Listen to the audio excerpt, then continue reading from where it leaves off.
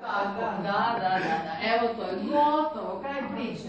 To što je čovjek dalje pokušao izustiti, ali pričali smo o bitnom sastanku. Kakav sastanak, ti vidiš nju mrknutu na jednu varijanti. To je to. Znači, ne slušamo jedni druge. Apsolutno. Ko da nemamo nijednog uha. Obrana sebe. Kad neko kaže, joj pokasniš 15 minuta, ma samo se nešto išlo vidjeti što odmah radiš paniku. Šta je odmah frka? Odmah. Mrakača. Je, mrakača, dobro. Meni je onda uvijek mrakača, da prokaže da uvijek kasnim. Rijetke su ti momenti gdje ja ne kasnim, gdje baš moram. Da sam znala da ovdje sad nema nikog došlo bi ranije, a pošto sam znala da će vas neko dočekati.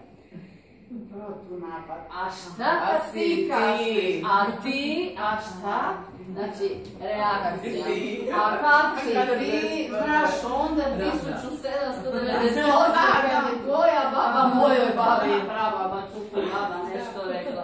Jel se možemo ovo je vaša komunikacija u parima, znači reakcija, nešto vas pukne, pogodi, ne sviđa vam se, idemo rivat vatru umjesto adekvatnog odgovora, ali zato ćemo danas vidjeti kako se to može.